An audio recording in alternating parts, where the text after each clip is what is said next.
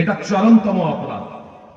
অবৈধ মিলামেশা, সেটা যুবক যুবতী হোক অথবা স্বামী স্ত্রী হোক, এটা চরমতম অপরাধ। তবে যদি অবিবাহিত হয় তাহলে 100 কোড়া মারা হবে। 100 কোড়া, বাঁচবে, মরলে মরবে। আর যদি বিবাহিত হয়, এই যে স্বামী স্ত্রী পরকীয়া যারা করে, এদের পরিণতি পৃথিবীতে বেঁচে থাকার এদের অধিকার নেই।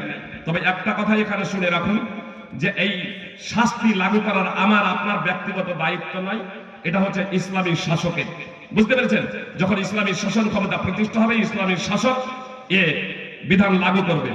তবে কোন যদি স্ত্রী যদি পরকীয়ায় যদি লিপ্ত যদি হয়, তাহলে স্বামীর কর্তব্য হলো সেই স্ত্রীকে পরিত্যাগ করা। অনুরূপ ভাবে কোন স্বামী যদি পরকীয়ায় যদি যুক্ত যদি হয়, তাহলে স্ত্রীর কর্তব্য হবে সেই স্বামীকে স্বামীর কাছ থেকে খোলা নিয়ে নেওয়া, তার থেকে বিচ্ছিন্ন হয়ে যাওয়া। দ্বিতীয়ত, চুপ করে না থাকা, বরং এটা প্রশাসনকে জানানো যে এই পাপাচারে তারা লিপ্ত আছে। প্রশাসনের এটা আপনার সমর্থন করেন, পরকীয়াকে সুপ্রিয় ভ্রাতৃবৃন্দ অবগত করেন। অতএব যারা এই পরকীয়ায় যারা লিপ্ত হচ্ছেন, তাদের কাছে আমার বিনীত অনুরোধ, অতি সত্বর কোন পুরুষ যদি হন পরকীয়ায় লিপ্ত হবে না। একটা প্রয়োজন যদি হয়, ইসলাম তো আপনাকে অনুমোদন দিয়েছে একাধিক বিয়ে করার।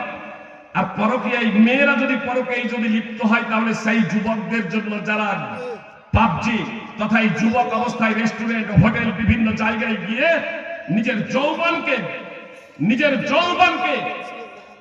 যৌবন শক্তিকে যারা নিঃসরণ করছে, হারাচ্ছে অবৈধ পন্থায়, তারা একদিন পস্তাবে, আফসোস করবে যে তার স্ত্রী অন্যদের সাথে পরকীয়া করে। আল্লাহ তাআলা আমাদের সকলকে হেফাজত করুক। আমিন। আকুলু কাউলি হাযা আস্তাগফিরুল্লাহ লি ওয়া লাকুম ওয়া লিসাইরিল মুসলিমিন। আসসালামু আলাইকুম ওয়া রাহমাতুল্লাহ।